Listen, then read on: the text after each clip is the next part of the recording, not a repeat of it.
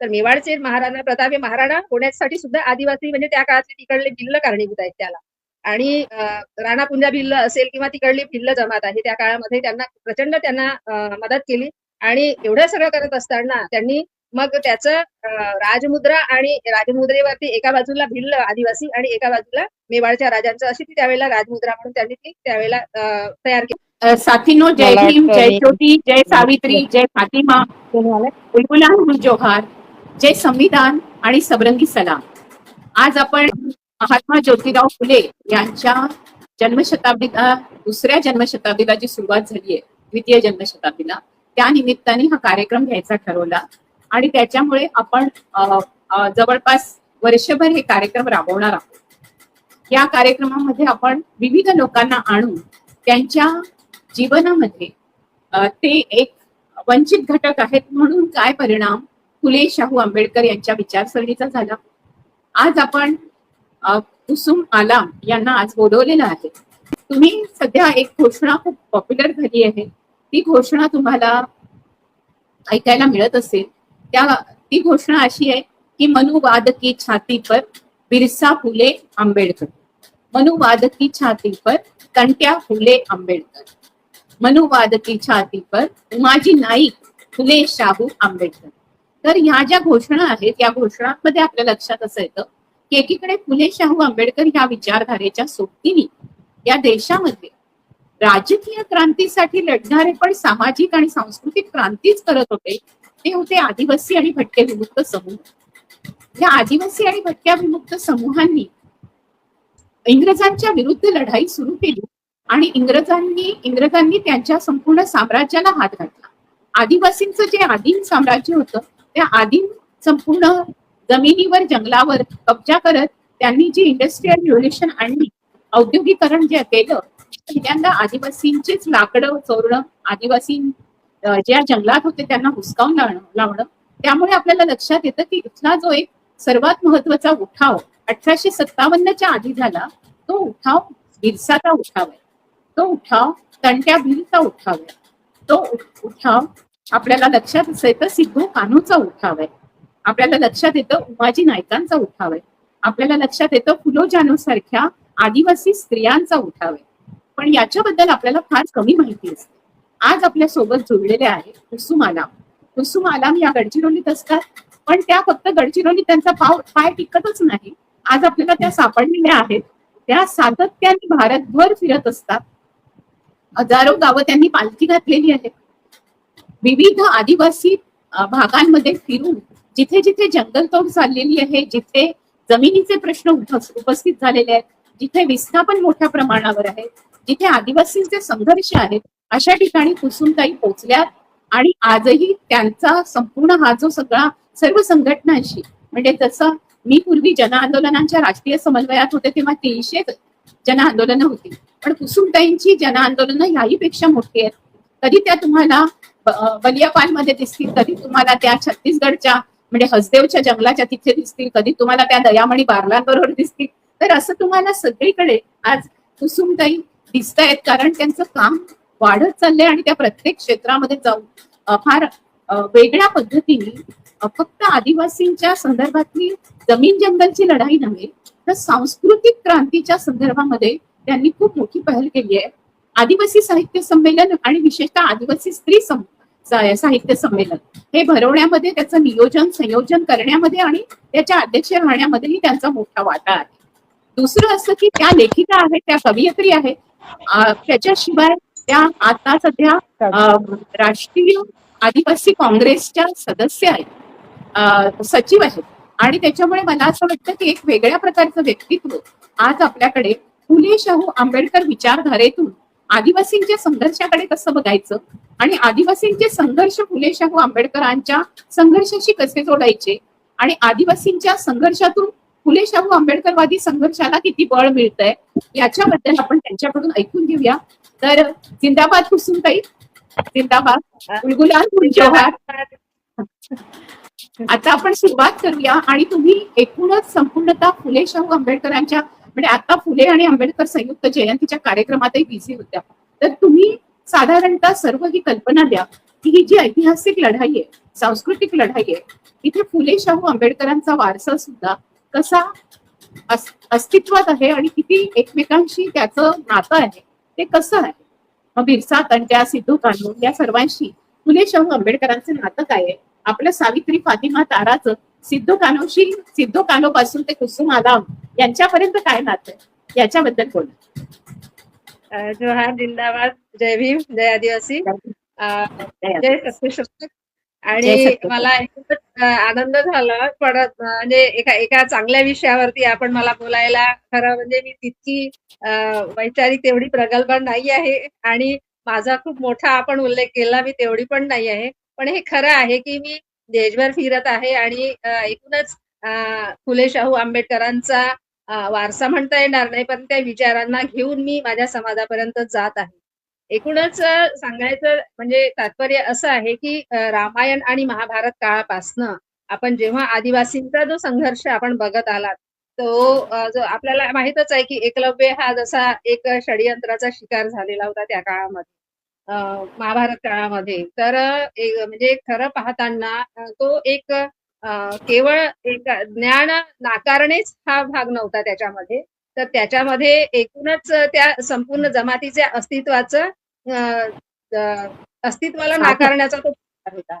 आणि म्हणून त्या अर्थाने मी एकलव्याकडे पण बघत होती आणि लोकांनी पण म्हणजे सगळ्यांनीच म्हटलेलं आहे की एकतर बळजबरीने त्यांचा अंगठा कापला गेलेला आहे आणि तो पहिला त्यावेळेचा तो म्हणजे त्याला काय म्हणता येईल की तो पहिला बळी आहे या संघर्षाचा एकूणच. तर पण आपण दुसरीकडे जात असताना पण मला हे वाटायला लागलं आहे की जर एकलव्याने जेव्हा द्रोणाचार्याकडे मागणी केली होती की मला तुम्ही धनुर्विद्या शिकवा आणि त्यांनी ज्यावेळेला नाकारलं, त्यावेळेला त्यांचा पुतळा, त्यांनी मातीचा पुतळा बनवला आणि त्या पुतळ्याच्या पुढे त्यांनी धनुर्विद्या शिकली असं सांगण्यात येत आहे. होऊ पण शकते, पण निश्चितपणाने एखाद्या व्यक्तीने आपल्याला जर नाकारलेलं असेल तर त्याला तो निश्चितपणाने गुरु मानू शकत असेल का? त्याच्या भावना नेमक्या त्या तशाच होत्या का, हा एक प्रश्न पडला. आणि दुसरं असं आहे की तो एक प्रतिशोध मनामध्ये घेऊन की आणि ती जिद्द घेऊन की मला तू नाकारला असेल पण मी तुझ्याच पुतळ्याच्या समोर मी माझी ही धनुर्विद्या आहे मी स्वतःहून शिकेन. म्हणजे तो स्वतःचा गुरु स्वतः झालेला आहे त्या काळामध्ये.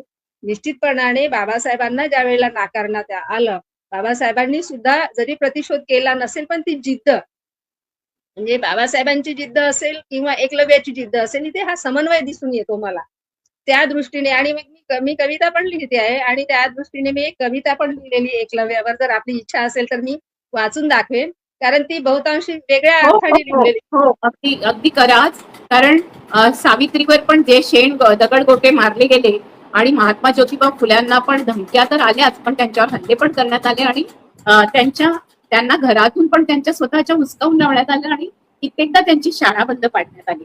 हे जे सगळे प्रकार आहेत हे एकलव्याच्या पुढचे जे वारसदार आहेत त्यांचे आहेत. त्याच्यामुळे तुमची कविता ऐकायला आवडेलच अगदी.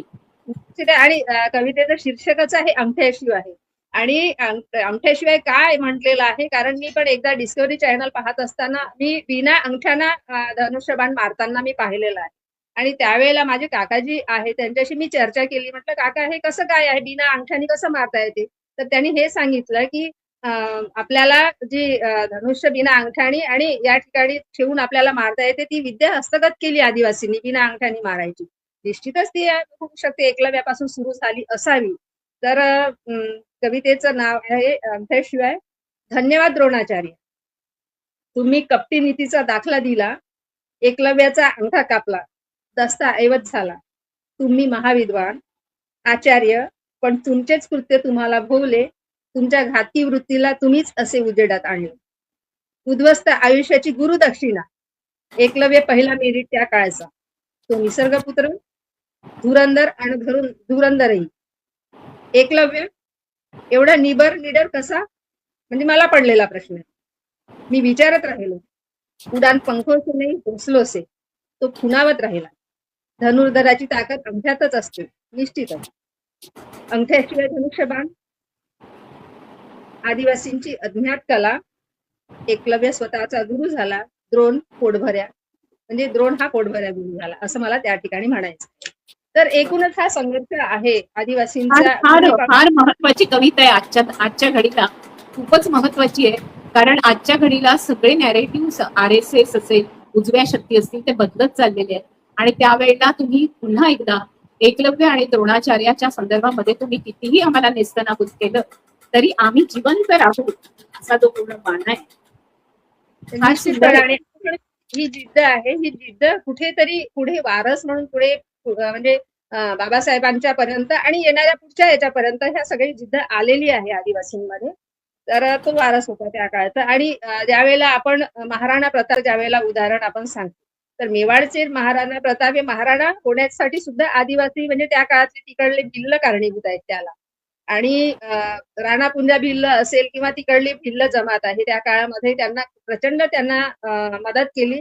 आणि एवढं सगळं करत असताना त्यांनी मग त्याचं राजमुद्रा आणि राजमुद्रेवरती एका बाजूला भिल्ल आदिवासी आणि एका बाजूला मेवाडच्या राजांचं अशी ती त्यावेळेला राजमुद्रा म्हणून त्यांनी ती त्यावेळेला तयार केलेली होती. कालांतराने काय झालं की यांना नंतरचा जो संघर्ष आला, काही जे प्रस्थापित सावकार आणि काही लोक आले त्या काळामध्ये आणि त्यांनी मग तो हिंदूचा जो असतो तर हे धर्मवेडे हिंदू तयार झाले. आणि धर्मवेडे हिंदूंनी काय केलं की आपलं ते हिंदूंचं जे असते असमानता विषमता वगैरे हे सगळं आणि भिल्ल आदिवासींना त्यांनी हीन दर्जा आणि तुच्छ किंवा शूद्र या प्रकारे त्यांना प्रताडणा केली आणि नाईलाजाने त्यांना जंगलामध्ये पळून जावं लागलं. आणि कालांतराने मग ते दऱ्या डोंगरामध्ये गेले आणि ते नंतर शेवटी पर्याय नव्हता त्यांना, मग ते दरोडेखोरच झाले खऱ्या अर्थाने. आपण ते दरोडेखोर म्हणता येणार नाही, पण त्यांना करावं लागलं. आणि दरोडेखोर तरी कोणते होते ते, तर ते सावकारांच्या विरोधातला म्हणजे तो संघर्ष होता. म्हणजे ते पिळवणूक करणारे, ते जमिनी लुटणारे, हे लुटमार करणारे. तर ह्या लुटमार करणाऱ्यांच्याकडनं ती जमिनी हिसकावणे किंवा त्यांचा खजिना हिसकावणे आणि तो गरिबांना परत देणे किंवा गरिबांची मदत करणे. तर हा एक समानतेचा धागा आहे. त्या दृष्टीने जर आपण पाहिलं की हा भिल्लांचा जो संघर्ष आहे, दऱ्या डोंगरात पळून जाणारा असेल किंवा तंट्या भिल्लांचा पण तो संघर्ष आहे. तर त्या काळामध्ये अख्ख्या वयाच्या 25व्या-24व्या वर्षापर्यंत त्यांनी शेती वगैरे केली आई वडिलांसोबत. आणि वडील गेल्याच्या नंतर त्यांच्या सोबतीचा जो वाटेकरी जो होता त्यांनी त्यांची जमीन बळकावली तंट्या भिल्लांची.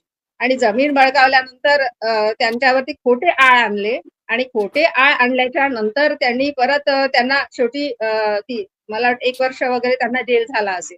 परत त्यांच्यावरती जेलमधून आल्यानंतर परत त्यांच्यावरती खोटे आळ आणले. शेवटी त्यांना आपल्या क्षेत्रातून निघून जावं लागलं. म्हणजे जवळपास ते होळकरांच्या क्षेत्रामध्ये वगैरे त्या भागामध्ये ते चालले गेले. पण तिथे जो ठपका जो त्यांच्यावरती चोरीचा किंवा जो याचा लागलेला होता, चोरी किंवा दरोडेखोर किंवा खोट्या गोष्टी करणे किंवा गुन्हेगारी आहे असा जो ठपका लागलेला होता, त्यामुळे शेवटी त्यांना दरा डोंगराचाच आसरा घ्यावा लागला. आणि हा आसरा घेतला असताना शेवटी त्यांनी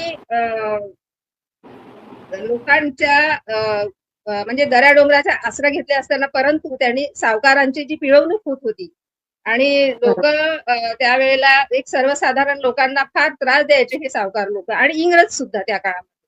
आणि मग इंग्रज आणि सावकार एक व्हायला लागले आणि सामान्य माणूस त्यावेळेला होरपळला जात असताना तंट्या भिल्लांनी अतिशय म्हणजे सामाजिक जाणीवेतून किंवा एक ममत्वाच्या जाणीवेतून त्यांनी आपले लुटलेले जे काही दरोडे असतील किंवा काही केले असेल, त्यांनी सावकारांना लुटलेला माल असेल तर तो गरिबांना द्यायचा. त्यांच्या मुलींचे लग्न लावून द्यायचे किंवा त्या काळामध्ये हुंड्याची पण तिथे प्रथा होती.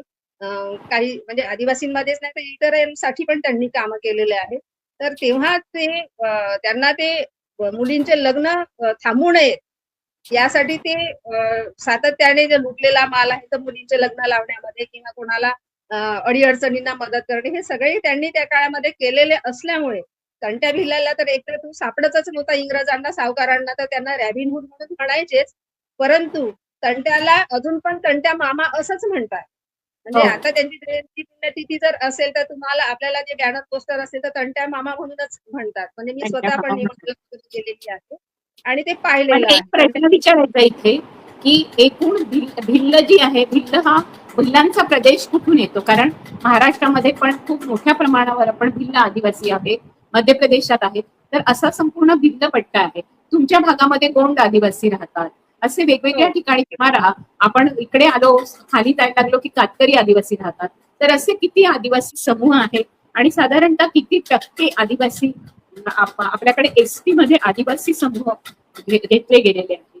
आणि त्यांच्या पण या सगळ्यांच्या कहाण्या आता पण अशाच आहेत की त्यांचे जंगल, त्यांची गावं पूर्णपणे विस्थापित केली गेली आणि तिथे बिरसा तंट्या हे त्यांचे नायक आहेत. तर अशी ती निश्चितच पण आहे. जसं आता म्हणजे भिल्लांचा जो पट्टा आहे, तर मला वाटते जळगाव, रावेर आणि तो डांग आणि तिकडचा तो गुजरातचा भाग लागलेला आणि मध्य प्रदेशाचा तो भाग जोडून तिकडे राजस्थान पर्यंत तो भाग गेलेला आहे आणि मोठ्या प्रमाणामध्ये तिथे भिल्ल आहे. आणि आपल्या या भागामध्ये इकडे या पट्ट्यामध्ये इकडे विदर्भ आणि हा जो भाग आहे दंडकारण्याचा पूर्वीचा, तर हा गोंडांचा पट्टा आहे. तर त्यापेक्षा तुलनेमध्ये भिल्ल जास्त आहेत सर्वत्र. तर भिल्लांचा पण संघर्ष आणि तिकडे महादेव कोळ्यांचा मोठा संघर्ष, जो महादेव कोळ्यांनी शिवाजी महाराजांना मदत केली होती आणि आपल्याला अजून पण माहिती आहे जुन्नरला काळा चौथर आहे ना, तिथे अमानुषपणे आदिवासींची कत्तल केल्या गेली त्या काळामध्ये. आणि जलियनवाला बागांपेक्षा मोठे नरसंहार आदिवासींकरिता झालेले आहेत. आणि गोविंद गुरु म्हणून त्या काळामध्ये मला वाटते राजस्थानचा जो भाग आहे, राजस्थान गुजरातला लागलेला आणि इथे आपलं काळा चौथऱ्या त्या ठिकाणी पण खूप मोठं नरसंहार त्या ठिकाणी झाला. आणि 1 जानेवारीला इथे आपला झारखंड व्हायच्या आधीच जो हा होता जयपाल सिंग मुंडांचा तो पट्टा होता, तर त्या भागामध्ये मला वाटते वेस्ट बेंगालचा तो भाग होता, तो प्रांत. तर असे मोठे मोठे नरसंहार आदिवासींच्या बाबतीमध्ये झाले आणि हे कुणीही लिहून ठेवलेलं नाही आहे. आणि शेवटी भिल्लांसाठी किंवा आदिवासींसाठी बहुतांशी की ते भिल्ल चोर होते किंवा ते भिल्ल दरोडेखोर होते, एवढं आदिवासी साहित्य एका ओळीमध्ये आदिवासी नायकांबद्दल लिहिल्या गेलेलं आहे आतापर्यंत. तर हा असा दुजाभाव इतिहास आणि इतिहास लेखकांनी आदिवासींसोबत केलेला आहे. आणि हा इतिहासाचा जो दुजाभाव पूर्वीच्या काळामध्ये जो केलेला आहे होता, परंतु म्हणजे ज्यावेळेला आपण शिकलेले नव्हतो, अनेक लोक शिकलेले नव्हते त्या काळात, पण फुल्यांच्या बाबतीमध्ये ज्यावेळेला त्यांना जाणीव झाली, ते शिकलेले होते. फुल्यांनी जो संघर्ष उभा केलेला होता, जे गुलामगिरीचे चटके सहन केले आणि ते लोकांना त्यांनी सांगितलं, जागृत केलं, तो प्रचंड प्रमाणावरचा आता म्हणजे बिरसा मुंडांचा जो लढा लोकांना आता कळला. केव्हा कळला? जेव्हा बाबासाहेब कळले आणि फुले कळले, त्याच्यानंतर बिरसा उशिरा कळले आदिवासींना. म्हणजे गडचिरोली जिल्ह्यामध्ये मी राहत असताना बाबूरावजी शेळमाके होते आणि ते अवघ्या 25व्या वर्षीच ते पण मरण पावले. इंग्रजांचे त्यांचे पण या ठिकाणी अनेक लढे झाले गडचिरोली जिल्ह्यामध्ये आणि ते पण शिकलेलेच होते. त्या काळामध्ये छत्तीसगडमध्ये इंग्रजांच्या तालमीमध्ये त्यांच्या वडिलांनी त्यांना शिकवलं त्या काळामध्ये. हो. आणि हा असं एक म्हणतात ना, असं म्हणतात ना की बिरसा जेव्हा कैदेत होते आणि बिरसा इंग्रजांशी इंग्लिशमध्ये हुज्जत घालायचे आणि बिरसानी अतिशय मोठ्या प्रमाणावर लोकांना शिकवायलाही सुरुवात केली होती आपल्या लोकांना, तर ते इंग्रजांनाही सहन होत नव्हतं, कारण बिरसा बंड करेल आणि बिरसा बंड करेल म्हणून त्याला बांधून ठेवण्यात आलं आणि त्याला अटकेत टाकलं. अशा प्रकारच्या गोष्टी पण मी ऐकल्या आहेत.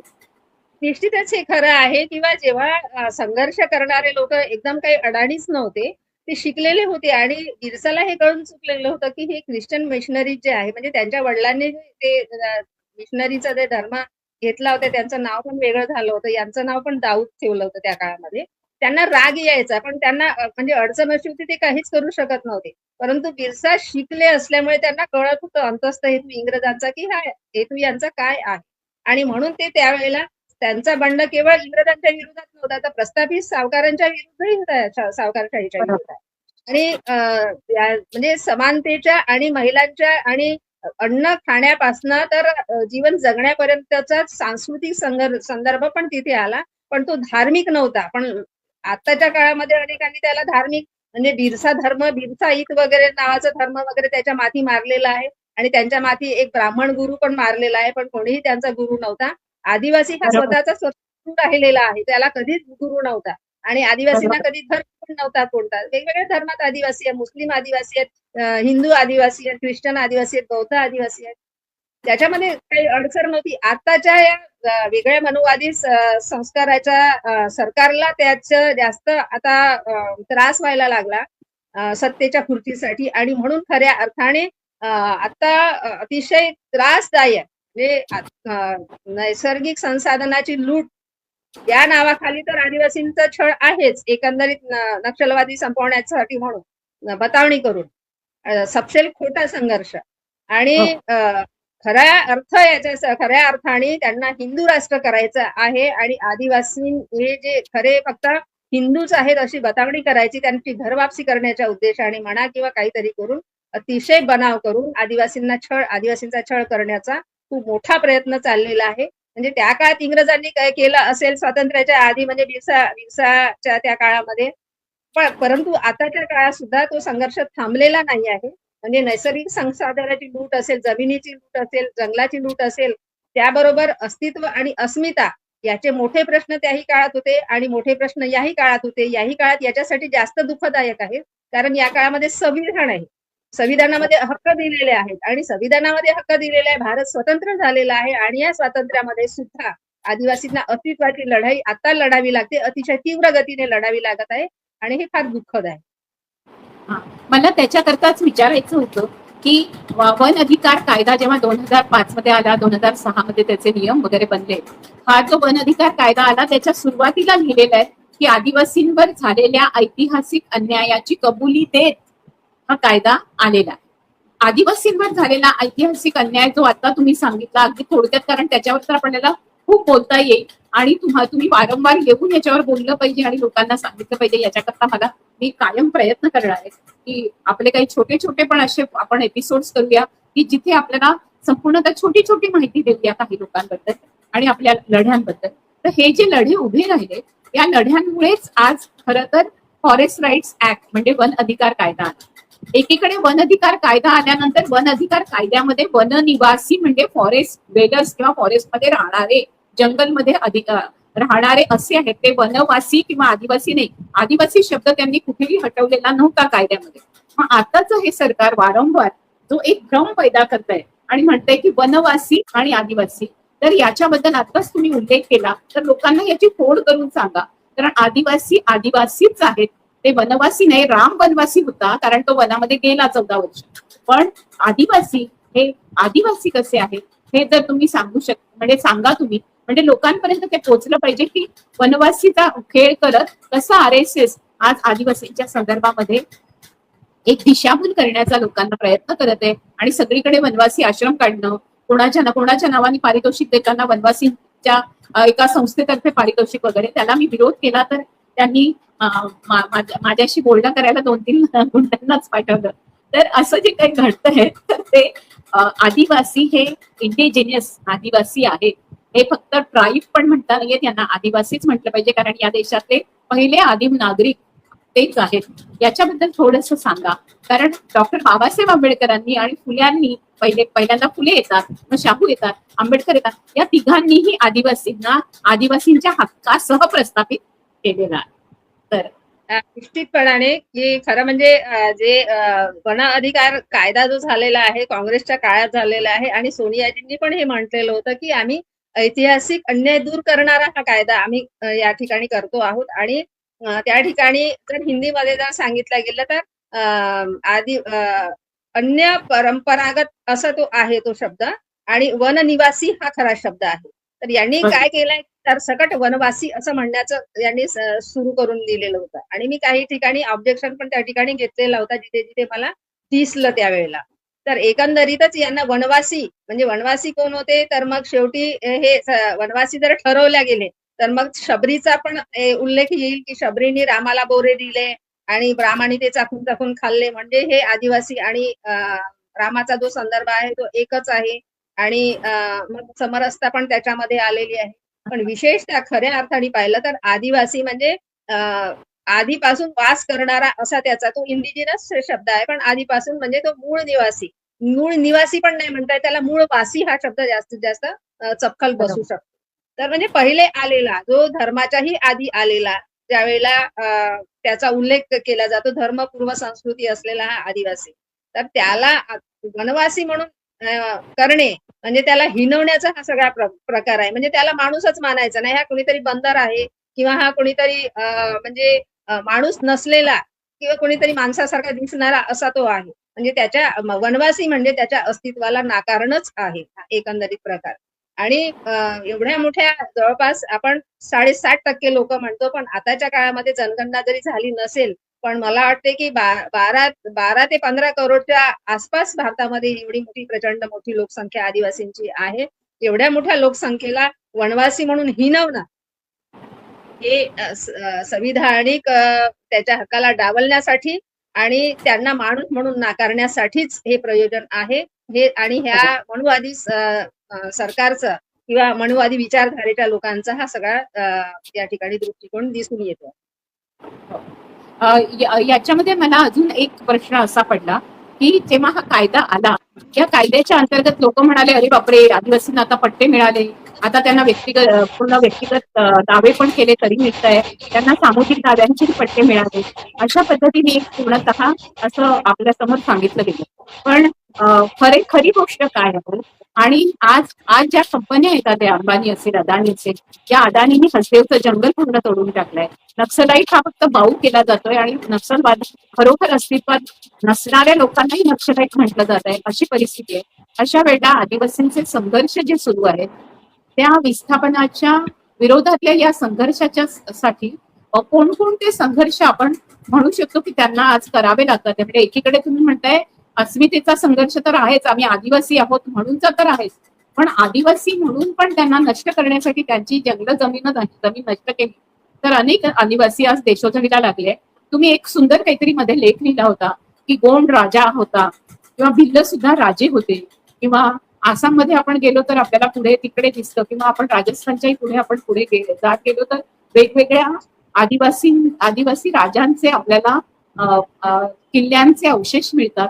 तर हे जे सगळं आहे याच्याबद्दल आज लोकांना कशा पद्धतीने आपण सांगितलं की त्यांना कळेल की आदिवासींची ही संपूर्णतः संस्कृती अतिशय विकसित संस्कृती आहे. स्वतः आदिवासींची जंगलातली संस्कृती सारखी खूप विकसित आहे. या संस्कृतीला नामशेष केलं तर जसा प्राणवायू नष्ट केला जातोय तसं ही संस्कृतीच फक्त वेगळ्या पद्धतीने आजच्या संपूर्ण शहरी आणि नागरी संस्कृतीला टक्कर देऊ शकणार केवळ आदिवासी संस्कृती आहे. याच्याबद्दल तुम्ही काय सांगणार? निश्चितच याच्यावरती तर एक स्वतंत्रपणे एपिसोड करण्याची गरज आहे. आदिवासी संस्कृतीला लोकांनी अजूनपर्यंत समजलेच नाही. एकंदरीतच आदिवासींनाच लोक समजू शकले नाही आतापर्यंत. लोकांचा तो काही दोष नाही आहे. आतापर्यंत आम्ही स्वतः पण जागृत झालेलो नव्हतो. आम्ही जगत होतो.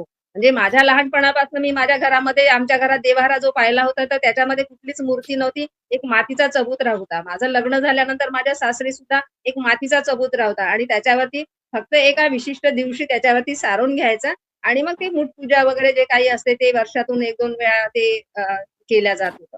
म्हणजे मूर्ती पूजा नव्हती आमच्याकडे. माझ्या लहानपणापासून आम्ही बघत होतो. माझ्या वडिलांकडे वाघाची पूजा करायचे विशिष्ट वेळेला आणि वाघाची म्हणजे वाघदेव म्हणून तिथे मानायचे. त्यांना प्रतिमा वगैरे काही काढायचे नाही.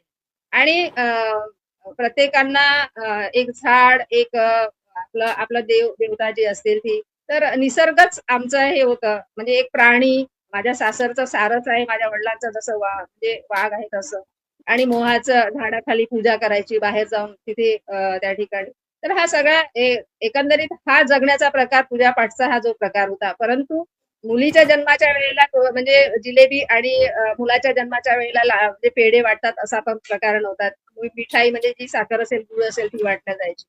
आणि स्त्रियांना वेगळं आणि पुरुषांना वेगळं असं काही नव्हतं की व्यक्ती म्हणून सगळ्यांना समान वाटा, समान संधी या सगळ्याच होत्या पूर्वीपासून. म्हणजे घरामध्ये आपला जर कुत्रा राहत असेल आणि घरातले सगळे जीव राहत असतील, आपले जनावर ढोर वगैरे, त्यांचं पण करायचं. आणि कुत्र्याला सुद्धा उष्ट आम्ही वाढत नव्हतो.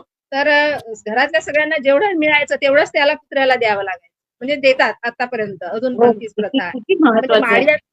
माडिया समाजात ते सुद्धा आता दुधाबद्दलही सांगा ना, की कधी वासराला दूध मिळावं म्हणून तुम्ही कधी दूध नाही प्यायले ना, हे पण आणि ते वासर आणि ते गाईचं दुधाचं दोहण केलेलं नाही आहे. आणि असे म्हणजे ते वासराला मिळाला, त्याचा हक्क त्याला मिळाला पाहिजे, अशी ती भावना होती. आणि दुसरं असं होतं की संस्कृतीच्या संदर्भामध्ये म्हणजे विवाहापासून, जन्मापासून ते विवाहापर्यंत, मृत्यूपर्यंतचे जे सगळे संस्कार आहेत ते सगळेचे सगळे संस्कार एक व्यक्ती म्हणूनच केलेले आहे. कोणाला असा कनिष्ठ आणि कोणाला वरिष्ठ असा काही त्याच्यामध्ये भाव नव्हता. सगळे सोयरे म्हणून सगळं करायचे. आणि महिलांच्या संदर्भामध्ये सांगायचं म्हणजे विधवा महिला असेल तर तिला बाजूला पांढऱ्या कपाळाची म्हणून बाहेर ठेवल्या गेलेलं नाही आहे. म्हणजे लग्नामध्ये तिला इतर महिलांचा जसा सन्मान होतो तसा तिला उलट किंबहुना विधवा महिलांना त्या ठिकाणी जास्त सन्मान केला जातो. गाणी वगैरे लग्नाचे म्हणायचे असेल तर विधवाच बहुतांशी महिला ज्या आहेत त्या वयोवृद्ध महिला असतात किंवा त्या जुन्या ज्या महिला असतात त्याच महिला त्याच्यामध्ये विधवा पण असतात. त्या येतात, त्या पुढे येतात, त्या हळद लावतात, त्या गाणी म्हणतात. म्हणजे विधवा झाली असेल, तरुण असेल तर तिला पुनर्विवाह करण्याचा अधिकार आहे. तर घरामध्येच एखादा दीर विवाहित असेल तर त्यालाच ती गळसुरी बांधला जात होती. म्हणजे एकूणच म्हणजे महिलांचा आणि मुलींचा आपल्या सुनेचा कोणाचाही असेल तो ती सुरक्षा तिची कशी व्हायला पाहिजे. तिचं बाहेर गेल्याच्या नंतर तिचं नुकसान होऊ नये किंवा ती असुरक्षित राहू नये ही त्या मागची भावना होती. किंवा एखादी मुलगी जर थोडीशी कमजोर असेल किंवा घरामध्ये शेतीवाडी जर भरपूर असेल तर त्याला घर जावई म्हणून एखाद्याला करून घ्यायचा, घरामध्ये ठेवायचा आणि त्या मुलीला आपला हिस्सा द्यायचा शेतीचा जो काही असेल तो आणि तिची सुरक्षा त्या ठिकाणी केल्या जायची.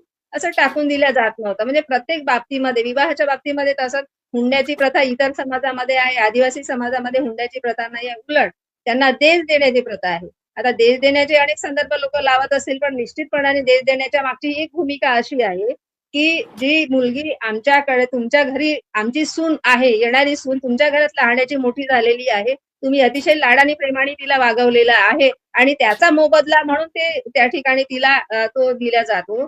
आणि त्याच्या आई वडिलांना तर म्हणजे वस्त्र वगैरे दिलेच जातात, परंतु तिची आजी जर असेल जिवंत तिच्या आजीला पण वस्त्र दिलं जातं. तर का तर तिने लहानाचे मोठे करताना तिने खांद्याकडे खेळवलेली असेल तर तिचा पण तो सन्मान आजीचा झाला पाहिजे. म्हणून आजी गोंधळी नावाचं एक एक त्याला त्या आपण काय म्हणतो त्याला एक पद्धत असते ती. तर रिवाज असतो तो. तर लग्नामध्ये तर ती लग्नाचा जो बहुला असतो त्या बहुल्यावरती ती साडी ठेवल्या जाते आणि सन्मानाने ती आजीला नेसवल्या जाते. तोच भाव असतो की बा आमच्या घरात येणारी सून तुमच्या घरात लहानाची मोठी झाली त्यांनी म्हणजे कोणी कोणी तिला वाढवलेलं आहे त्या सगळ्यांचा सन्मान त्या ठिकाणी. आणि म्हणजे मुलीच्या एकीकडे शहरी भागामध्ये वरासाठी एवढा हुंडा आणि एवढा खर्च केला जातो, इथे मात्र वधूला मूल्य दिलं जातं कारण तिचे 2 हात कष्टासाठी पुन्हा इकडे पण येणार असतात, या घरामध्येही ते कष्ट करणार असतात, त्याचा सन्मान आहे त्याच्यात. ही किती मोठी गोष्ट आहे आणि हे खरं तर आपण विसरायला पाहिजे. दुसरं असं की तिचं लग्न जे आहे तर मुलीच्या घरी न होता मुलाच्या घरी लग्न होतं. म्हणजे ज्या दिवशी तिला देज मोजायला जे काही लोक येतात, वरिष्ठ लोक येतात, म्हणजे सन्माननीय लोक असतात ते वराकडले येतात आणि त्या ठिकाणी तिला देज दिल्यानंतर तिला जे वधू मूल्य जे आहे म्हणजे वधूला तिला घेऊन जातात सन्मानाने आणि नंतर तिच्या वराच्या घरामध्ये लग्नाला जाणवली ती म्हणजे तुम्ही आता जे काही सांगता आहात ते हे जे सगळं झालं समजा यांनी लोक आदिवासी लोकांना जबरदस्तीने हिंदू करायचं, हिंदूकरण करायचं असं जर काम केलं तर काय त्याचे किती विपरीत परिणाम होतील आदिवासींच्या संस्कृतीवर, याच्याबद्दल तुम्ही सांगू शकाल? निश्चितपणाने विपरीत परिणाम होतील. आदिवासींमधल्या ज्या सगळ्या प्रथा परंपरा आहेत त्या प्रथा परंपरांना फाटा येईल आणि जे सगळे सोयरे आहेत त्यांचा सन्मान होतो. म्हणजे सोयऱ्याच्या मांडी लावून बसण्याची जी प्रथा परंपरा आहे आणि जे विवाह करत असताना ज्या घरामध्ये विवाह होणार असतो किंवा लग्न सोहळा होणार असतो त्या घरामध्ये सगळे नातेवाईक लोक मिळून सगळ्या वस्तू आणतात. म्हणजे कोणी मिरच्या आणतो, कोणी बकऱ्या आणतात, शेळ्या आणतात, कोणी कोंबड्या आणतात, यथाशक्ती जे द्यायचं असेल, कोणी तांदूळ आणतात, कोणी म्हणजे इतर काही वस्तू डाळी आणतील, कोणी कपडे आणतील, कोणी पैसे देतील. या सगळ्या बाहेरचे सगळे नातेवाईक लोक मिळून ते सगळं करतात. आणि ज्यांच्या घरी लग्न राहतं त्यांना काही खर्च येत नाही. सगळे सामूहिकरित्या हे सगळं पार पडलं जाते, काही खर्च येत नाही. आणि या उलट म्हणजे माझ्या नातेवाईकांकडे एकदा लग्नाला मी आतमधल्या गावामध्ये गेले. ही प्रथा मी शहरात राहत असल्यामुळे नव्हती, होती पण त्याचा पूर्णपणे एवढा मोठा प्रभाव नव्हता. थोडं थोडं आणायचे कपडे लत्ते वगैरे, पण मीठ मिरच्या सकट सगळे लोक देतात हे मला माहिती नव्हतं. पण ज्यावेळेला मी लग्नाला गेली म्हणजे लग्नाला जाऊ शकली नाही आणि एक आठवड्याभराने मी फक्त भेटीला गेली. मी म्हटलं की चला आपण गेलं पाहिजे, आज मला वेळ मिळाला. आणि मी पाहत आहे तर त्यांच्याकडे इतके मोठे मोठे टोपले, ज्याला वडगे म्हणतो आपण, तर मिरच्या भरलेल्या आणि तांदळाच्या थप्प्या लागलेल्या आणि बकऱ्या बांधलेल्या भरपूर. तर मी म्हटलं, बाई तुझ्या मुलाच्या लग्नामध्ये तू पाहुण्यांना काही चारलं की नाही चारलं? तर नाही म्हणे, हे सगळं उरलेलं आहे. आणि तेव्हा मला कळलं की बाहेरचे लोक आणून दिल्यानंतर इतकं सारं उरते. तर आपण विचार करू शकतो की जे शहरातले जे लोक आधुनिक झालेले जे लोक आहेत, स्वतःला मॉडर्न वगैरे म्हणतात, तर ते लग्न झाल्याच्या नंतर जेव्हा हनीमूनसाठी जातात आणि ते हनीमूनला गेल्यानंतर ते हॉटेलचं बिल देताना त्यांचं कंबरडं मोडून जाते. आणि आमच्या आदिवासींच्या इथे आमचे जे जोडपे आहेत ते अगदी संपूर्ण सुखाने समुदाय. घरामध्ये राहतात. आणि त्या वर्षी जर त्यांनी शेती नाही केली आमच्याकडे, काय करायचं, ते हनीमूनच 12ही महिने मानवत राहिले पुढच्या याच्यापर्यंत, तरी पण ते त्यांना धान्य वगैरे त्यांचं शिल्लक राहते. म्हणजे इतके समाधानी ते जोडपे राहतात. आणि ते जोडपे असतात तर ते बिल कधी कसं द्यायचं, काय कसं, त्याचं नियोजन तेच असतं. अगदी कर्जबाजारी होतात तर ते काय करायचं.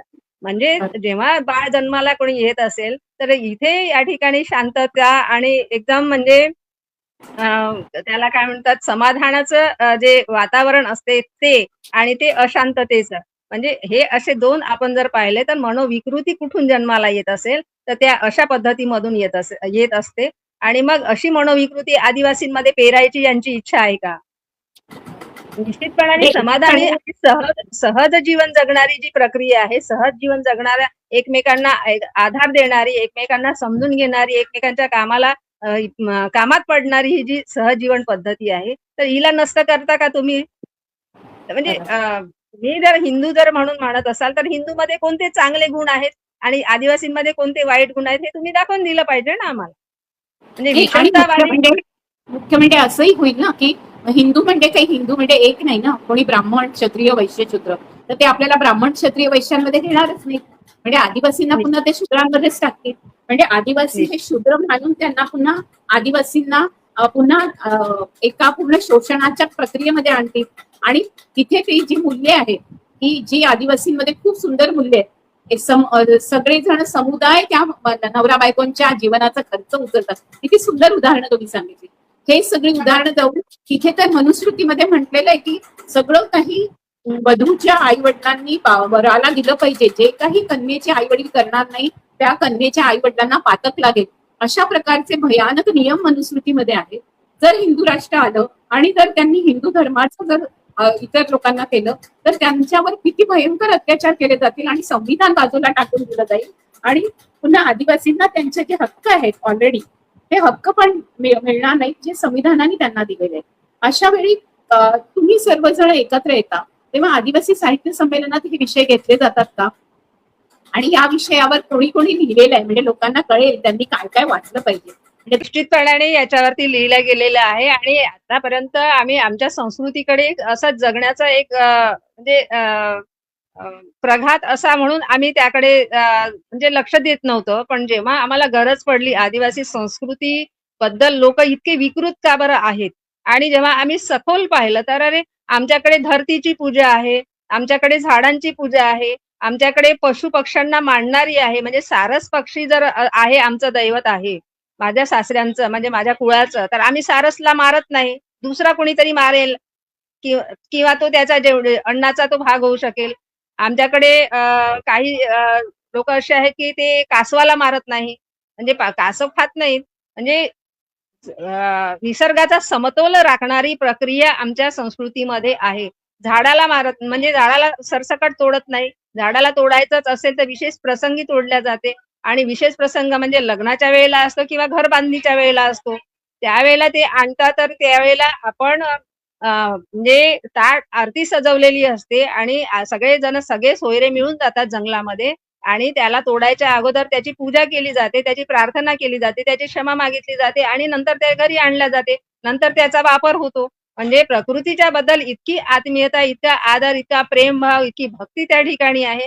जमिनीच्या म्हणजे आमच्याकडे अजूनही म्हणजे आमचे जे काही आमच्या आदिवासींमधले जे स्वतःचे कोणी गुरु झाले असतील त्या काळामध्ये, म्हणजे माझ्या पाहण्यामध्ये दिनकर शहा आत्राम होते, चंद्रपूरचे गोंड राजे, त्यांच्याकडे सेक्रेटरी म्हणून राहिलेले. एक तर त्यांना थोडं आत्मसाक्षात्काराचा एक प्रकार होता काही त्यांच्यामध्ये. तर त्यांचे काही शिष्य झाले त्या भागामध्ये, तर त्यांनी म्हटलं, की सगळ्यात आधी तुम्ही उठल्याबरोबर तुम्ही जमिनीच्या म्हणजे पृथ्वी मातेला नमस्कार करा. म्हणजे आमच्याकडे आमचे सासरे, चुलत सासरे वगैरे होते त्यावेळेला पहिल्यांदा खाटेवरून खाली पाय टाकत असतील, तर पाय टेकवायच्या आधी पहिल्यांदा वाकून जमिनीला नमस्कार करायचे. म्हणजे जमीन त्यांच्यासाठी किती महत्वाची होती. म्हणजे जमीन ही आपल्याला अन्न पोसण्यापासून तर आपल्याला तिथे म्हणजे इथे चालण्या फिरण्यापर्यंत आपल्याला सगळं संगोपन करणारी ही आपल्याला आपली आई आहे. हा तो भाव त्यांच्यामध्ये होता आणि तो भाव त्यांनी त्या काळामध्ये रुजवला लोकांच्या मनामध्ये आणि हा भाव लोकांच्या मनामध्ये आला तो अजून पण तसाच आहे. आणि तो तसाच असल्यामुळे जे जमिनीचे त्याचे संदर्भ म्हणजे संघर्ष आहेत, तर केवळ गडचिरोली जिल्ह्यामध्ये नाही आहे, तर अखंड देशभर नाही आहेत, अखंड जगभर आहे. जिथे-जिथे आदिवासी आहेत त्या-त्या ठिकाणी जल-जंगल जमिनीचा हा संघर्ष आहे.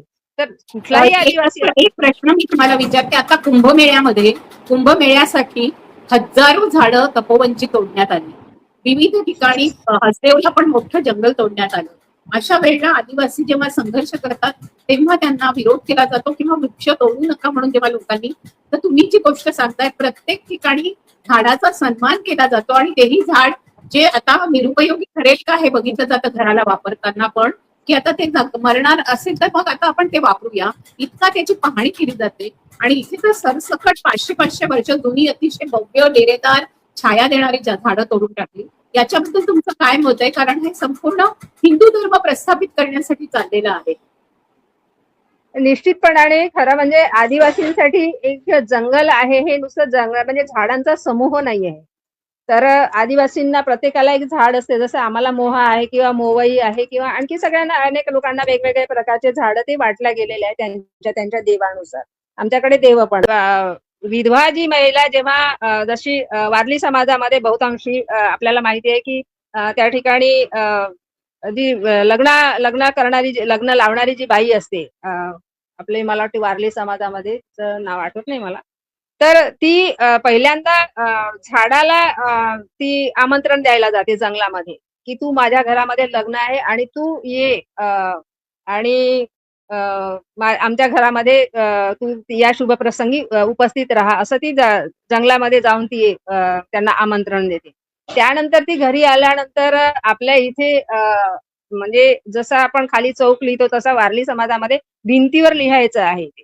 तर भिंतीवरती जे आपलं नक्षीकाम काढलं जाते तर त्याच्यामध्ये पूर्ण झाड असेल तर तुमचे शेतीचे अवजार असतील तर तुमच्या बैल असतील किंवा तुमचे वापरात आलेले जे काही असतात म्हणजे चंद्र सूर्य असतील हे सगळे म्हणजे पूर्ण निसर्ग आणि पूर्ण त्याला जे जे आपल्याला वस्तू जीवनामध्ये उपयोगाचे आहेत ते सगळे त्या ठिकाणी ते त्या ठिकाणी त्याचं चित्रण केलं जातं आणि त्याच्याशिवाय ते लग्न लागत नाही. त्या ठिकाणी तो तसा भाग आहे. पण आमच्या भागामध्ये इकडे झाडांचा ज्या बाबतीमध्ये विचार केला, तर हा केवळ एक झाडांचा समूह होत नाही. तर हे जे सगळेजण आम्ही झाडांची जी पूजा करतो ते सगळे नष्ट होणार आहे. आणि हे जे नष्ट झाल्यानंतर आम्ही कशाची पूजा करत होतो आणि त्या झाडांचे गुणधर्म काय होते आणि ते गुणधर्म आपल्या कुळामध्ये कोणाकोणामध्ये तसे आलेले आहेत का? तर तो एक भाव असतो. तो भाव मिटला जाणार आहे. म्हणजे तो आपलेपणा जी आहे ते झाडांच्या बद्दलची पुढच्या पिढीला काहीच माहिती नाही होणार. त्यांना वाटेल की हे एक झाड आहे फक्त. तर हे केवळ झाड फळ देते, फुलं देते आणि आपल्याला हवा देते, शुद्ध हवा देते एवढाच तो काही भाव नाही आहे. तर एक झाड म्हणजे सगळ्यांना समानतेची वागणूक देणारा आहे. तो त्याच्या झाडाखाली जर कोणी जनावर बसेल तो त्याला तेवढीच सावली, तेवढीच शुद्ध हवा आणि तेवढंच सगळं काही देणार आहे, जेवढं माणसाला देणार आहे. आणि हे सगळं पुढच्या पिढीपर्यंत गेलं पाहिजे असं हे यांना वाटत नाहीये. आता हे लोकं जागृत झालेले आहे. यांना वाटत नाही की सरसकट जर आपण पूर्ण झाडं तोडून टाकले तर यांना विस्थापित करायला मोकळे. कारण हे जेव्हा एकत्रित राहतील, आदिवासीचं जंगल शाबूत राहील, तेव्हा हे लोकं एकत्रित राहतील आणि एकत्रित राहिल्यानंतर काय होणार? संघटित राहिल्यानंतर निश्चितपणाने त्यांच्या विचारधारेला ते एक्सेप्ट करणारच नाही आहे. जेव्हा हे विस्कळीत होतील, जेव्हा हे विस्थापित होतील, तेव्हा ते आपला पराक्रम गाजवू शकतील एक-एकट्या लोकांवरती वेगवेगळे प्रयोग करून. आणि तो सगळा प्रयोग आदिवासींवरती मोठ्या प्रमाणामध्ये सुरू झालेला आहे. आणि इतरही ठिकाणचे जंगल त्यांना तोडायचे याच्यासाठीच आहे. कारण यांना जंगलाशी काही देणं-घेणंच नाहीये. हे तर पाषाणहृदयी लोकं आहेत, खऱ्या अर्थाने. आणि म्हणून यांना नाही कशाचीच गरज आहे. हे सगळे विध्वंस प्रवृत्तीचे लोक आधीपासूनच मुळातच असल्यामुळे आणि आपण सृजनाचे सगळे धनी असल्यामुळे त्यांच्यामध्ये आणि आपल्यामध्ये ही निश्चित तफावत आहे आणि ती राहणारच आहे कायमच, असं मला निश्चित वाटतं. कुसुमताई, तुम्ही खूप महत्वाचं बोलताय. तर मग काय होतंय की तुम्ही तुम्ही जे मांडताय ती जणू काही एखादी पूर्णपणे जगण्याची कविता आहे.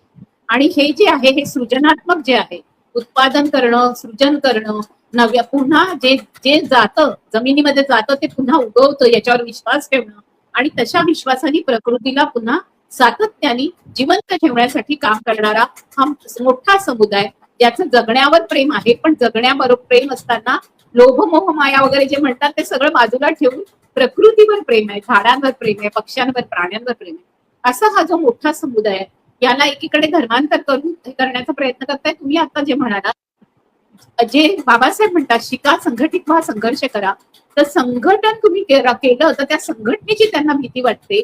याच्याबद्दल तुम्ही सांगा की आज शिकलेत आदिवासी, पण संघटन करायला लागल्याबरोबर त्यांना संघर्ष करणं कठीण होईल अशा पद्धतीने त्यांना फोडण्यात येत आहे. म्हणजे नेमकं काय होत आहे आणि त्याच्याबद्दल आदिवासींनी कुठे कुठे लढे घेतले, थोडस त्या लढ्यांबद्दलही माहिती द्या थोडा.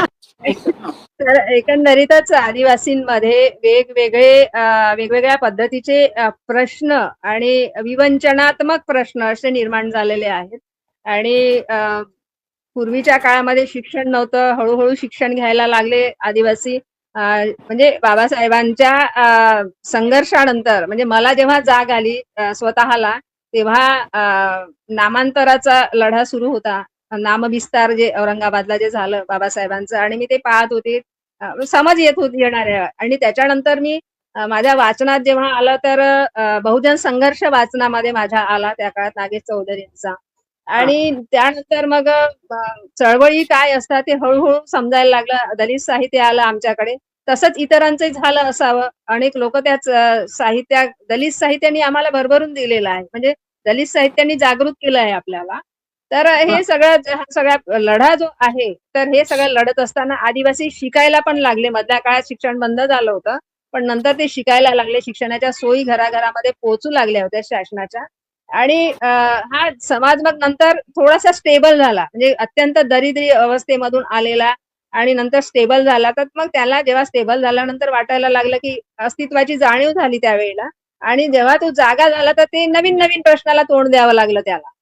तर त्याच्यामध्ये बोगसांचे मोठे प्रश्न असतील, घुसखोर बोगसांचे, तर हे सुद्धा षडयंत्रच आहे एक प्रकारचं.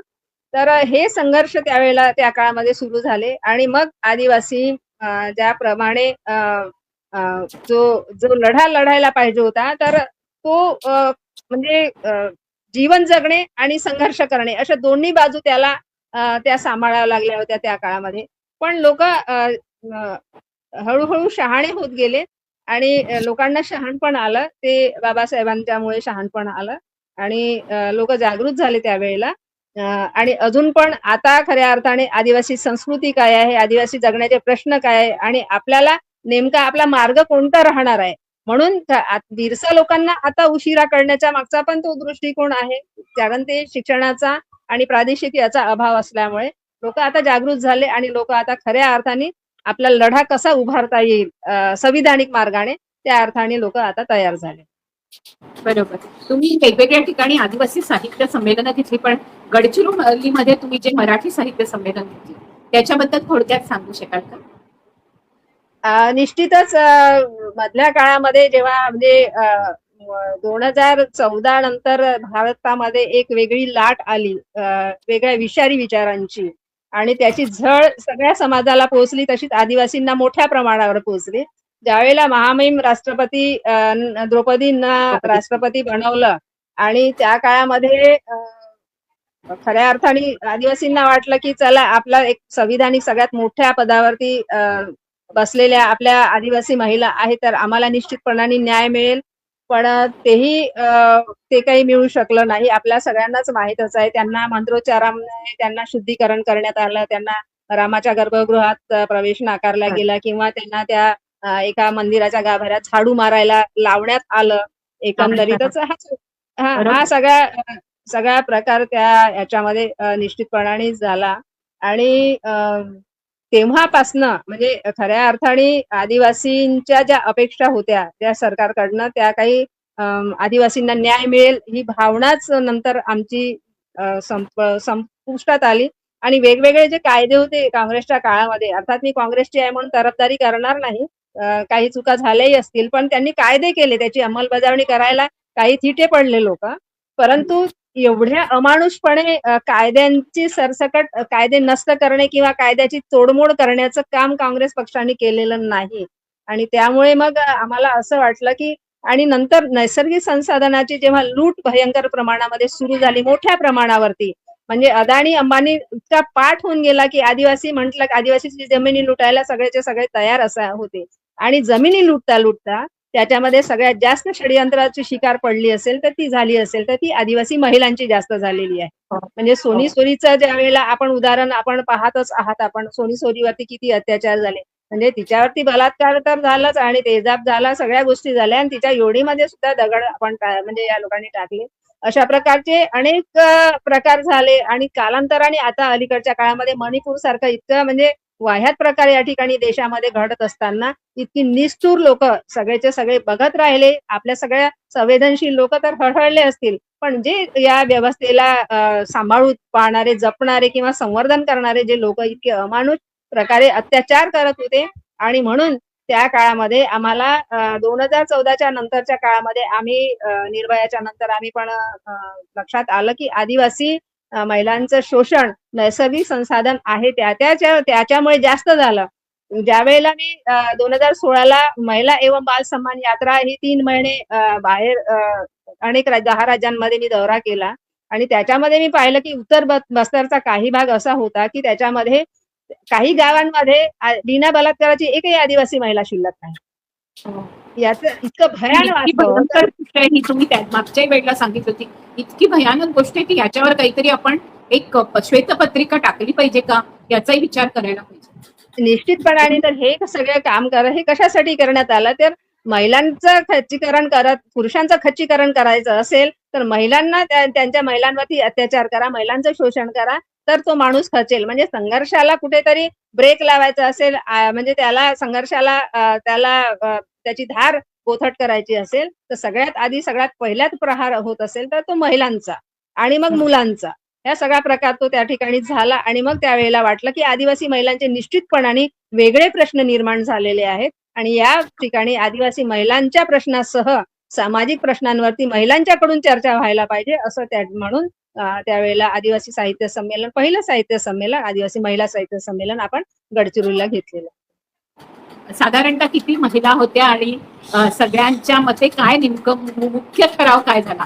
कारण मथुरा ते सोनी सोरी असेल तेव्हा मणिपूरच्या म्हणजे जिथे जिथे सामुदायिक बलात्कार झालेत आणि मणिपूर सारखी घटना असेल या सर्वांचा तुम्ही निषेध केला असेल आणि शासनाकडे काय तुम्ही सांगितलं आणि शासन तर करणार नाहीये अशा वेळेला आदिवासी स्त्रियांनी कोणते निर्धार केले? विशेषतः वन म्हणजे जंगलाच्या संदर्भात, नैसर्गिक संसाधनाच्या लुटीच्या संदर्भामध्ये जास्त त्या ठिकाणी चर्चा झाली. विशेषतः गडचिरोलीवर चर्चा झाली. एकंदरीतच सांगायचं म्हणजे 13 राज्यातल्या महिला आल्या होत्या आणि 13 राज्यातल्या महिलांनी काही कवितांमधनं व्यक्त झाल्या, काही परिसंवादामधनं व्यक्त झाल्या आणि अध्यक्ष त्या इथल्याच होत्या, पूर्वांचलच्याच होत्या, मेघालयाच्या अध्यक्ष. आणि त्यांनी सुद्धा अतिशय आपली भूमिका त्या ठिकाणी मांडली. संस्कृतीच्या संदर्भामध्ये चर्चा झाली, खऱ्या अर्थाने महिलांच्या सुरक्षेच्या बाबतीमध्ये त्यावेळेला तिथे चर्चा झाली. तर हे जे नैसर्गिक संसाधनाची लूट असेल किंवा आदिवासींचं अस्तित्व नाकारणं असेल किंवा महिलांवरती अत्याचार असेल, ह्या सगळ्या गोष्टीवर मोठ्या प्रमाणामध्ये त्या ठिकाणी चर्चा झालेली आहे. आणि 13 राज्यातल्या महिला त्या ठिकाणी आल्या होत्या. हे जास्त विशेष मोठी गोष्ट आहे. एकतर आदिवासी महिला साहित्य संमेलन झालं. लोकांना वाटतं की आदिवासी म्हटलं की एक संपूर्णतः अशिक्षित अशा प्रकारचा समाज, यांना कधीही प्रताडित केलं जाऊ शकतं. त्यांच्या डोक्यामध्ये अजूनही आदिवासी ज्या पद्धतीने स्पीलबर्गच्या सिनेमामध्ये दाखवलेला आहे तसा पूर्वीच्या डायनासोरच्या काळामधलाच आदिवासी त्यांच्या डोक्यात आहे. त्यांच्या डोक्यामध्ये अजूनही रेड इंडियन आणि शिंग असलेले आदिवासी आहेत. अशा संपूर्ण काळामध्ये आज 2026 मध्ये जे आदिवासी भारतात आहेत ते आपल्या आदिवासी आदिम असण्याची लढाई लढता लढता आपली प्राकृतिक संस्कृती राहावी शिल्लक आणि आपल्याच नव्हे तर सर्व समुदायाचा तुम्ही विचार करताय. तर तुम्ही फक्त स्वतःच्या समुदायाचा विचार केला असता तर तुम्ही शहरातल्या लोकांसारखं आपापल्या आमच्यासारख्या एकेका फ्लॅटमध्ये राहून खुश राहिला असता फ्लॅटमधला हा. पण तुम्ही संपूर्ण जगाचा विचार करताय, प्रकृती नष्ट होऊ नये म्हणून विचार करताय. तर अशा संपूर्ण असा विचार करत असताना कुठलेही धर्म आपल्याला दिसतं की या धर्मांमध्ये असा विचार नाहीये. अशा वेळेला तुम्ही जेव्हा तुमच्यावर धर्माची सक्ती, अदानी सारख्या कंपनीची सक्ती, जंगल तोडणारे असे संपूर्ण जमीनदार भांडवलदार सगळे तुमच्याकडे येऊन बसलेले आहेत आणि तोडतायत, अशा वेळेला तुम्ही काय संदेश द्याल की आपण कसं फुले शाहू आंबेडकरांचा मार्ग, बिरसा तंट्या, सिद्धू कान्हो, फुलो जानो, राणी दुर्गावती यांचा सर्वांचा मार्ग घेऊन आपण कसं लढायला पाहिजे, इथे मग आपण शेवट करू. एवढं तुम्ही बोला आणि सांगा.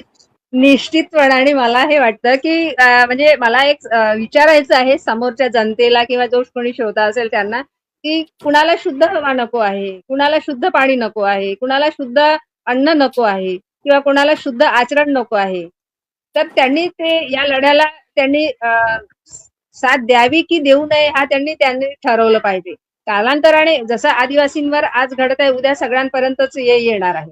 म्हणजे गडचिरोलीमध्ये 2016ला जेव्हा संघर्ष सुरू झाला होता सुरजागडच्या खदाणीच्या बाबतीमध्ये, त्यावेळेला आम्ही पण अपील करत होतो. अनेक लोक त्या ठिकाणी संघर्षामध्ये लढत होते, त्यांना मी जाऊन साथ देत होती किंवा त्यांचे जे पत्रव्यवहार होते राज्यपालांकडे आणि राष्ट्रपतींकडे इतरांकडे, तर हा सगळा संघर्ष मी भारतभर पोहोचवण्याचा ज्यावेळेला प्रयत्न करत होता त्यावेळेला कोणी लक्ष देत नव्हतं. ही कुसुमताई काहीतरी करते, इकडे फिरते तिकडे फिरते.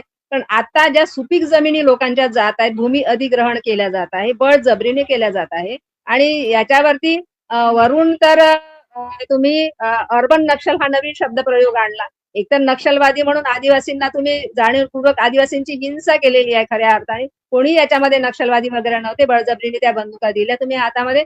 आणि आदिवासींच्या पोरांनी अजून 16-17 वर्षाच्या पोरांनी जग पाहिलेलं नाही, ते कोणत्या संघर्षासाठी या ठिकाणी उभे झालेले आहेत हा प्रश्नच आहे. आणि निश्चितपणाने एवढे म्हटले तुम्ही आम्हाला निर्बुद्ध समजता का? म्हणजे तुम्ही समर्पणाच्या जेव्हा समर्पित एखादा भूपती सारखा एक ब्राह्मण माणूस येतो, ब्राह्मणाच्या दिमतीला समजूया आपण. एक मुख्यमंत्री ब्राह्मण आहेत या ठिकाणी, मी स्पष्ट बोलायला तयार आहे. आणि त्याच्या मदतीला एक ब्राह्मण येतो. तुम्हाला भूपतीला मारता येत नाही पण तुम्हाला हिडमाला मारता आला. म्हणजे तुम्हाला आदिवासींना हिंसा करायला सोपं जाते. 15 आणि 16 वर्षाची ज्या बाईची डिलिव्हरी झालेली आहे त्या काळामध्ये आणि त्या बाईला तुम्ही पुढच्या याच्यामध्ये काही वर्षानंतर तुम्ही त्या दिवशीच तुम्ही म्हणजे एखाद्या ठिकाणी चकमक झाली असेल तर तिथे तुम्ही ती आहे असं संदर्भ लावता आणि तिला नक्षलवादी घोषित करता. खरं म्हणजे ती डिलिव्हरी झालेली बाई आहे. अशा अनेक केसेस झालेल्या आहेत, अनेक घटना झालेल्या आहेत. पण त्यांचा वाली कोणी नाही आहे. त्यांच्या 15-15, 16-16 वर्षाच्या पोरांना, जसं जब्बेबाई मटामीच्या मुलाला 19 वर्षाच्या मुलाला तो मासेमारी करून परत संध्याकाळी येत असताना त्याला तुम्ही नक्षलवादाचे कपडे घालून त्याला मारलं, त्याचं एन्काउंटर केलं. शेवटी त्या बाईंनी लढाई जिंकलीच होती. तर अशासारखे जे संघर्ष झाले आहेत, परंतु या काळामध्ये आम्ही अपील केलं पण लोकांना त्याची झळ पोचली नव्हती. पण आता जेव्हा विमानतळ गडचिरोलीला करतो, कोणासाठी विमानतळ करणार आहे? शेवटी अदानी अंबानीसाठीच करणार आहे. गडचिरोलीचा कोणता माणूस विमानाने जाणार आहे त्या ठिकाणी?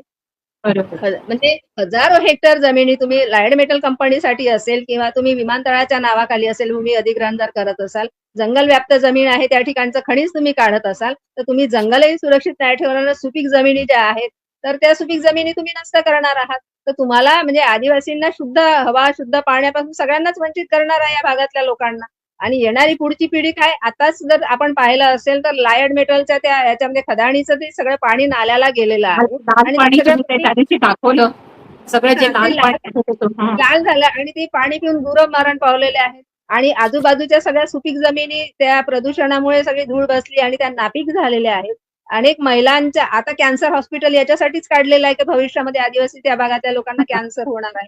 त्यांचे मुलं जन्माला कॅन्सर होईल त्यांना माहितीच झालेलं आहे की यांच्यासाठी कॅन्सर म्हणजे जगभरातली सगळं सुरूच आहे. त्याच्यामुळे ते त्याचे आता येणाऱ्या जी पुढची पिढी आहे, येणाऱ्या 15 वर्षाच्या नंतरची, ती बहुतांशी तुम्हाला हातपाय वाकडे असणारी किंवा कुठेतरी मेंदू बळीर असणारी असे काहीतरी विकलांग अशा पद्धतीने, शारीरिक विकलांग, मानसिक विकलांग अशा प्रकारे. आता जर तुम्ही आपल्याला ताई तुम्हाला सांगते आहे की म्हणजे दररोजचे अपघात होत आहेत, प्रचंड मोठे अपघात आहे. म्हणजे रक्तामासाचा चिखल गडचिरोली जिल्ह्यामध्ये झालेला आहे. तो का झालेला आहे? कारण दारूचा प्रचंड मोठा महापूर आहे आणि जागोजाग रस्ते खोदलेले आहे. अशा वेळेला 40 वर्षाच्या आतल्या कितीतरी महिला विधवा झालेल्या आहेत. का? तर त्यांचे ते बापरे. नवरे ऍक्सिडेंटमध्ये मरण पावलेले आहेत. त्यांचे ते नवरे ते दारूच्या व्यसनाच्या आहारी गेलेले आणि त्याच्याने मरण पावलेले आहे. आहे कुणाचं लक्ष? म्हणजे पालकमंत्री म्हणून तुम्ही मुख्यमंत्री महोदय तुम्ही गडचिरोलीचं पालकमंत्री पद कशाला स्वीकारलं? केवळ खदाणीसाठी, तुम्ही मालकांना पोचण्यासाठी. आणि या आदिवासीची जिम्मेदारी कोण घेणार आहे? ना बरोबर. राज्यपाल तुमचं ऐकायला तयार आहे ना कोणी ऐकायला तयार आहे. आणि तुम्ही येताना वरून आदिवासींसोबत मोरपिसं लावून नाचताही काय? ही संस्कृती जपण्याचे काय तुमचे हे ढंग आहेत का? खऱ्या अर्थाने जर आपण विचारायला गेलं तर म्हणजे तुम्हाला संस्कृती म्हणजे नाचणे आणि गाणे इथपर्यंतच. म्हणजे एखादा मंत्री आला तर चाल नाचा, तुम्ही नाचायला या, मोरपिसं लावा आणि अलंकार घाला आणि तुम्ही वेशभूषेमध्ये आणि तुम्ही म्हणजे यांच्या सेवेसाठी यांच्या मनोरंजनासाठी आदिवासींची संस्कृती आहे का? म्हणजे अशा खूप प्रकारचं महत्वाचं आहे. या प्रश्नावरच आपण आता थांबू. पण मला असं वाटतं की आपण छोटे छोटे एपिसोड करू ज्याच्यामध्ये आपण प्रत्येक ठिकाणी होत असलेली हिंसा आणि त्याच्याबद्दल लोकांना जे वाटतंय आणि आता त्यांना कशा पद्धतीने गरज आहे अशा पद्धतीचे काही कार्यक्रम जर आपल्याला करता आले सोशल मीडियावर या पूर्ण वर्षभरामध्ये. काल डॉक्टर बाबासाहेब आंबेडकरांची मला एकच बोलायचं होतं की जर सरकारचं हे म्हणणं आहे की नक्षलवाद संपलेला आहे तर मग जंगलामध्ये एवढे पोलिसांचे जे काही केंद्र आहे, मदत केंद्र झालेले सगळेचे सगळे काढून टाकायला पाहिजेत ना. वा वा, अगदी बरोबर. हीच मागणी पहिली केली पाहिजे की नक्षलवाद संपवला आहे तर सगळे पूर्णपणे तिथले पोलीस आणि तिथले अत्याचारी, तिथली आर्म फोर्सेस यांना सर्वांना तुम्ही हटवा. आता गडचिरोलीमध्ये आर्म फोर्सेस दिसत नसतील पण सगळीकडे सिक्युरिटी आणि पोलीस फोर्सेस आहेत.